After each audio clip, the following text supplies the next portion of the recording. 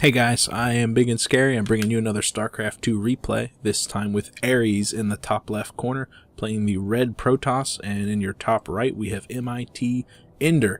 I actually just watched a replay of MiTender. I think he's on MIT, which is, the college, their StarCraft 2 team or something like that. I can't remember where I saw it exactly. It might have just been on Team Liquid floating around there. But I know he is in mid to high Masters, and Ares, I looked up his profile too. It was definitely mid to high Masters, so both players, cream of the crop. Very good PvP play, I'm sure, here on Shakuris Plateau.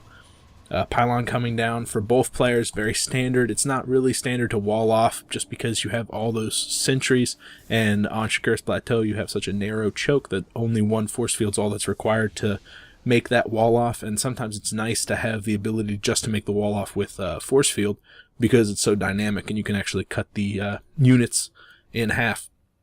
And with PvP you have the mobility of the observers with the blink stalkers and the warp gate to worry about.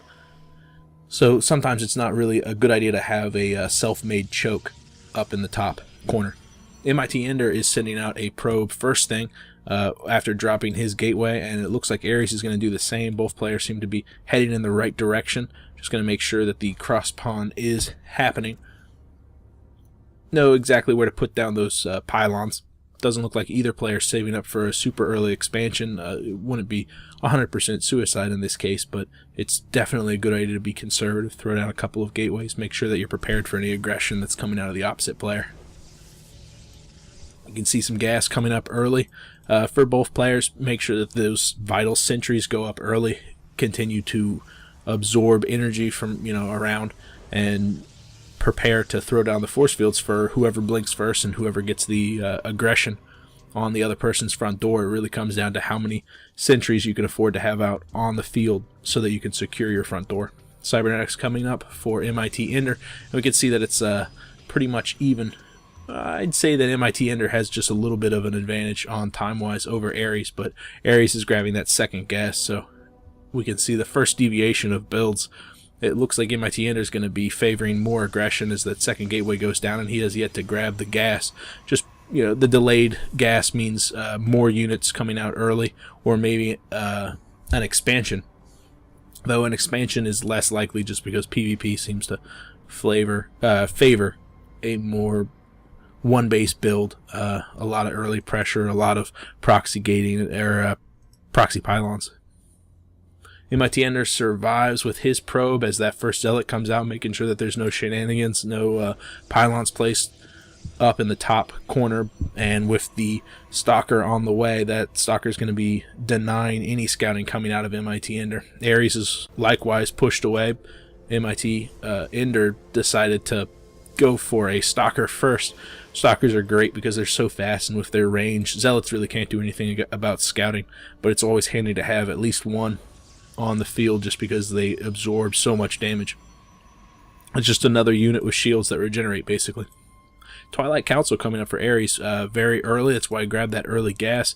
Probably going to see some blink stalker just because the layout of Shakuris Plateau is so rocky. It's just got so many different levels that you can abuse by using the mobility of the stalkers with their blink, and also with some support from an observer.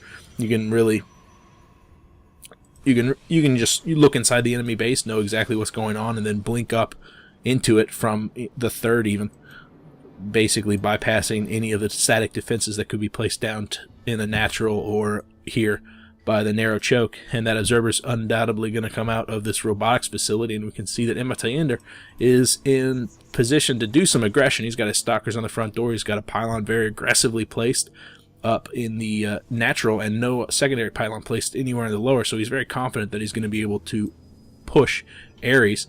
But Ares has that robotics facility out. He's chrono boosting out that blink, and he's going to have 3 gateway out, with MiTender only having 2. Here comes the push. 2 zealots poking at the front door. One makes it up and is scouting the top ground, but is going to go down before that second zealot falls. And unfortunately, these stalkers no longer have vision of the high ground, forcing them back.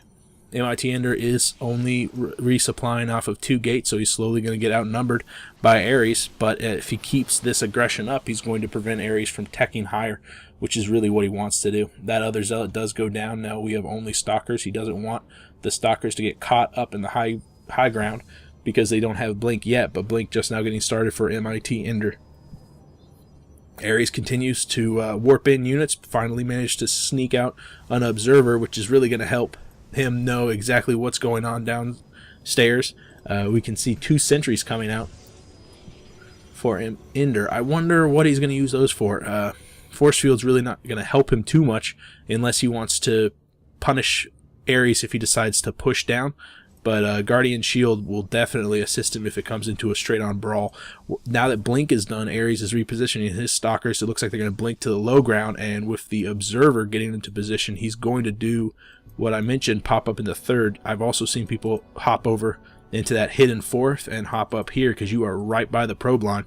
But it doesn't look like MiTender has anything at home. He only has those 2 gateways with the robotics facility just now being built, so these probes are in a terribly delicate situation. Ender, knowing that the aggression is coming, is going to try to poke up that front door, but with both of those sentries there, he's not going to be able to do much until that sentry goes down. The blink just now finishing. A lot of probes getting pushed back, 19 to 27 right now. A couple of stalkers hopping up to the front ground, allowing vision for all the stalkers in the low ground. The force field's a little bit misplaced, allow the rest of the stalkers to hop back up. But again, monstrous economic damage already being done by Ares. We can see the probe count down to 8 to 27 as the stalkers turn to start doing infrastructure damage. These stalkers focusing down the pylons, perfect decision, because that's going to deny the robotics facility, which is going to be finishing up the Immortal. These stalkers also taking down the 2 Artosis pylons, that now denying the warp gates any reinforcements at all. So it looks like Ender he knows exactly what type of army he has. Both sentries get surrounded, throwing down a couple of force fields which do nothing, and they die. But now the incredibly mobile stalkers get pushed back. Stalker count 7 to 7, 3 zealots with these probes, but these stalkers are going to be able to kite. At the same time, Ares is just poking at that Nexus down. We can see both player has a lot of money, but it's important to realize that MiTender does not have enough money to build another Nexus, whereas Ares does. So Ares could afford technically to lose this entire base and still build a Nexus somewhere in the bottom corner. And since the stalker count is the exact same, it's really going to come down to who can be most cost effective with their units. Ares is pushing back, and I'm keeping my eye on Ares because really MiTender's base can't produce anything, and so Ares is just focusing down buildings. At the same time, MiTender is having to micro away from units that are slowly being produced, and with that final pylon going down, it looks like Ares only has an Immortal and a Zealot. He was capable of building a pylon there, wasting some of the money that could have been spent on a Nexus to get that robotics facility out, which is really a wise decision, especially if these stalkers can come back and reinforce the army that Ares has currently hiding in his base over on the left side, terrified. They really don't want to get spotted until the rest of those stalkers show up. These stalkers know that the aggression on MiTender's base has faltered. Ares is pulled back, and Ares is going to be coming up into the front door. MiT wants to make sure that if he engages around the front door, but he doesn't know about this Immortal, which comes swinging in, blasting away at these stalkers. And the stalker count was even, and now it's 6 to 7, some nice micro by Ender focusing down that weakened one. Ender knows that he's caught in a corner, so he has to back out, but now Ares has a bit more of a demanding lead. MiTender has a lot of money, and he's got 2 Nexus up, which means that he's going to be able to produce a lot of units, a lot of chrono boosts saved up. But with the standing probe count currently in Ares' favor, the standing army count currently in Ares' favor, MiT is in a bit more of a desperate situation, especially because Ares has a higher tech. He's got that robotics facility out. He has gateways. MiT's gateways was completely destroyed, and the robotics facility that Ender has and the cybernetics core are both unpowered. Ender really has to buy a lot of time, and with the army marching over, he's running out of it very quickly. Ares, once he gets there, he's going to use that observer to scout the high ground. He knows exactly what's waiting for him up there. He'll wait for his army to mass up, and he's going to poke in there, and a couple of shots from these Immortals can kill 1 or 2 of those absolutely priceless stalkers.